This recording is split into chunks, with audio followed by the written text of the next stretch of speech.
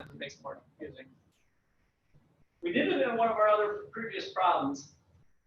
Let me give you an example of what that would mean. Fixed input and output quantity. So I want 10 units of corn. What does it take? Productivity of what? Each firm.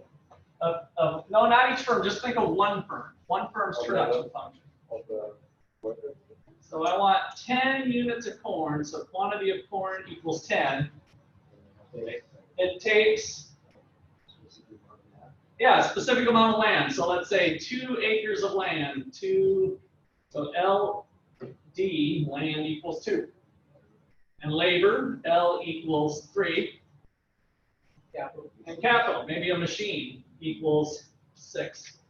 So from a production function standpoint, not dollars, that's the key, I need this 236. So if I want to make 20 corn, I need to double everything, not just labor. But in the real world, so instead I'd be going to 4, 6, and 12. In the real world, I might still be able to use that tractor and put more people to work, right? So I might be able to hire 3 more people, but not have to buy another tractor because I'm going to have them use the tractor on the second shift. My first people do it the first 8 hours, my second people do it the next 8 hours. So this is a simplifying assumption in this, in that there'd really be substitutability of resources in the real world. Okay, so each firm's got a fixed quantity. Bicycle, I guess I was trying to edit out that, but bicycles was the output. So this is from a book example with a fixed quantity. Fixed input and output prices. So we're not going to allow prices to adjust. Labor is $10. Land is $36 per hectare. And so everything's kind of fixed with the prices again. So central freight terminal, we're going to move product to and from a central place. So we're going to be exporting bicycles if we allow exports out of it, and we bring inputs through a central place. So this will be part of our spatial analysis on bringing stuff to and from a port. Intra-city freight, what would that mean?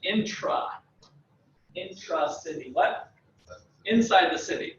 So inside the city, for example, if freight is $10, so our cost per kilometer is 10, if we move 1 kilometer away, then freight cost goes up by 10, right? So within the city, we're going to allow there to be some variation on where we locate.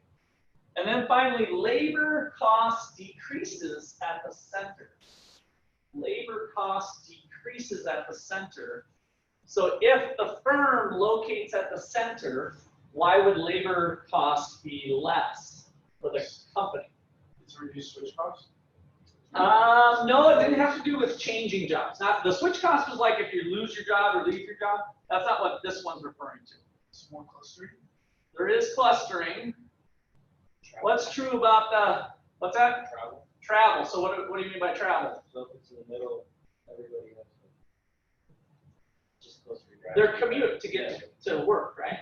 So that's the idea. If we locate close to the center, then people don't have the commute, right? So I can pay them a little bit less, whereas I have to factor in the commute into my overall pay package if I move out further. So the wage is going to take into account the commuting costs for the employees. All right, so there she is. All of that put into a picture. So let's work from the top down. Total revenue, what's that? Formula. It is how much you, well, I want to be careful with the word how much you made. Price times quantity. So it's total revenue is total sales, right? So if I make 100 bushels of corn and $5 times 100 is $500 in the cash register. So total revenue, and then total cost is a combination of what types of things? So fixed costs. Fixed costs, variable costs, land costs, right? Whatever. All of that is in here in this total cost function. So by the assumptions of the model here, we're going to be dealing with labor costs, freight costs, and intermediate input costs. So intermediate input. Now this one's flat. What would that mean here? Again, remember what we're measuring, kilometers from the center. Kilometers from the center. What does that mean if it's flat like that? Luke? So the price of land was fixed, right? So Yes. the That's just graphically depicting fixed, right? We can just kind of reason that out. If I'm 1 kilometer from the center, my machine costs me $10. If I'm 2, it's $10. It's $10. It's $10. So there's no relationship with some resources from where our distance is. Labor cost at the center, labor cost at the further away, and freight costs.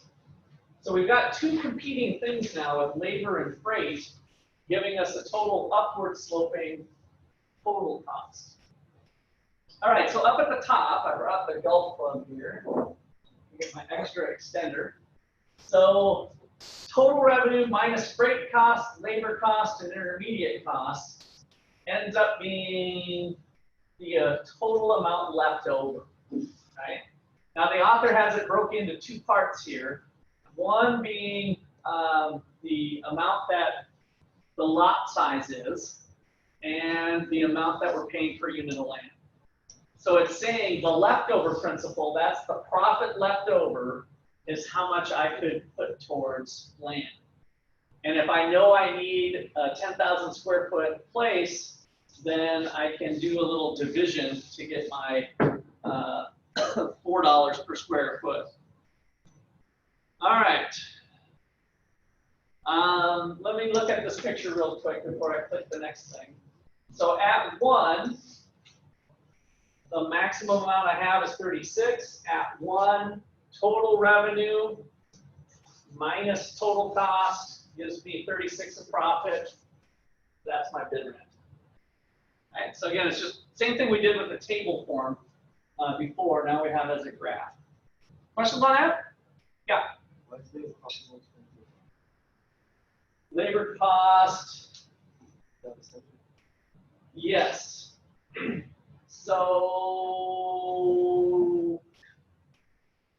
yeah, I don't know why they got that way. I was just asking, the last slide said labor cost was cheaper.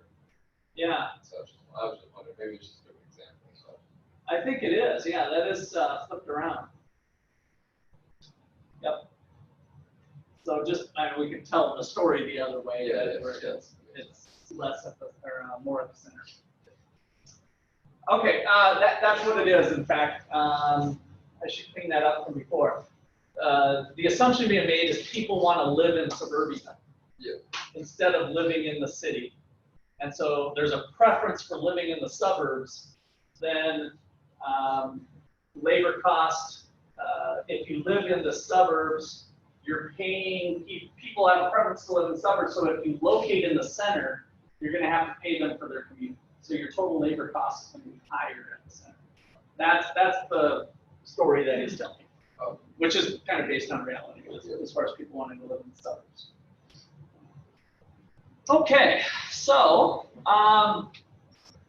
if we take that equation with the lot size and divide the right-hand side, total revenue minus freight cost, minus labor cost, minus intermediate costs, by the kilometers, then we get this bid rent function. So your book shows that formula as Rx is equal to total revenue divided by T. So that's all I was putting there. The book kind of walks you through all the equations a little closer to, so as you read it, let's see what they did. And I'm trying to give you the things that might be a little slippery. So here's another one, the slope. So back to rise over run, down R over 1 or down 36 over, well, we have to stay on our function here. So here, this would be down 24 over 5, or over 4 rather. All right, so rise over run, this is just saying down R, down the amount of the bid rent, over X, the distance from the center is the rise of the run. Again, your textbook will show how that is a function of the per unit cost of freight, the per unit cost of labor, and then T is still the total lot size. So they do a little manipulation to show you that that's the slope of the bid rent. How does that bubble say divide R into X? Right-hand side of this equation. Divide the right-hand side of the equal sign. That's kind of shorthand for right-hand side, left-hand side of the equation. So right-hand side.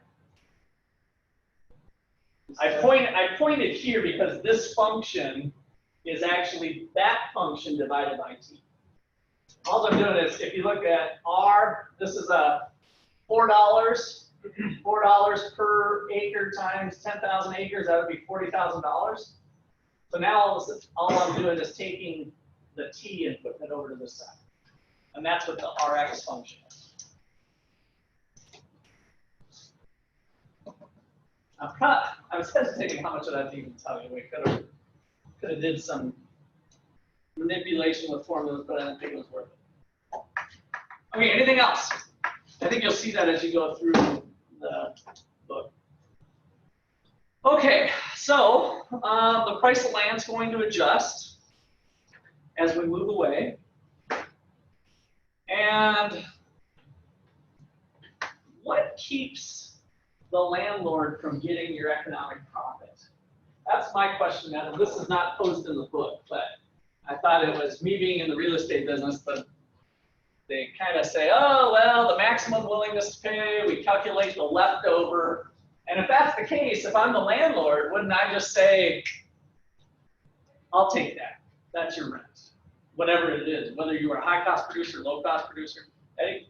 Contract, but isn't some contracts like dependent on how much you produce, how much they take? It can be, yeah. So there can be variable contracts if they're, if a landlord was trying to ask for a price up here, and then during negotiations they say, well, I'm taking on a lot of risk. I'm not sure I can afford that. I guess I'll have to look somewhere else. And then the landlord says, oh, hey, wait a second. How about this? Like, if you make this amount, you'll pay this amount.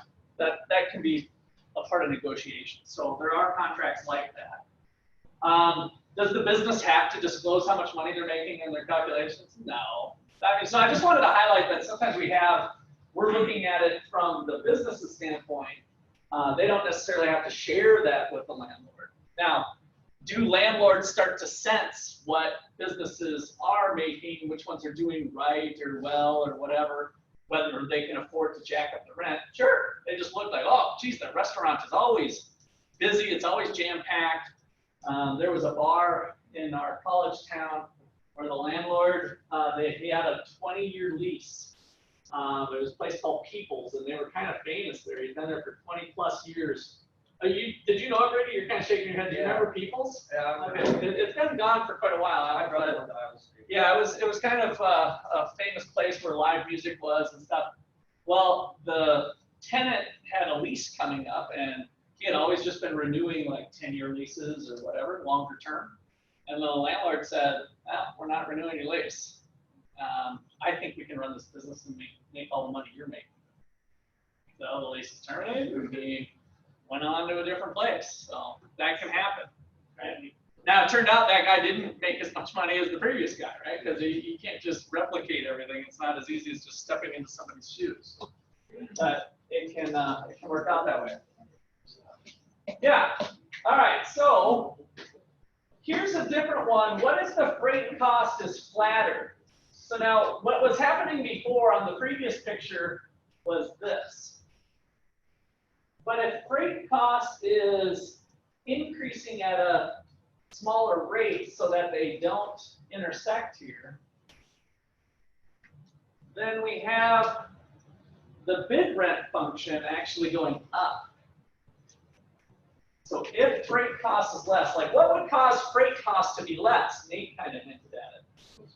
Closer to the highway, better roads. Yeah, better roads is what it would probably be. Better infrastructure. So if the roads are in really good condition, then my semi trucks can drive faster and not have stoplights and whatever. So if the infrastructure is set, we could have something looking like that, which means the bid rent function could be upward sloping, which we don't normally have upward sloping demand curves. I was kind of hinting that that was a demand curve, but this isn't a demand curve, it's a bid rent curve. So now we can have the opposite effect happening here where we could move a little closer inside and out. So that leads us to this type of thing happening where the freeway. You guys familiar with the Kansas City area? At least some of you, a handful of you. What's the major roads that circle the Kansas City downtown? Don't know that? 435, 635. So those are kind of major freeway systems. If you can think back to your big city, and a lot of times it'll look something like this, that the downtown started here, it started to spread out, and then they're like, oh, we should just make a highway around the city. And so a lot of cities end up developing something like this. There might not be perfect circles, but there's a freeway system that is running around the center. And so that's what this is bringing up, is that around the highway, we can have different types of businesses developing and causing rents to go up or down. And if you do some of these cool three-dimensional things, this is the bid rent function in 3D. So the slopes here are what we were looking at with the downward slope and the upward slope. This is the freeway. And so these are actual, some of these are actual data collected from rents of per acre rents or per land sales around the city. So there might be a highway cutting through the middle and then something going around. There could be things pulling it in one place or the other, or a combination of all that. The big city in the center, and now we're looking at land rents throughout the whole city, depending upon the infrastructure of the city. It's pretty cool. Yeah, so kind of fun stuff to think about as you work through this chapter. That's what we're dealing with. All right, we will do some problems on Friday before spring break, and we'll be done.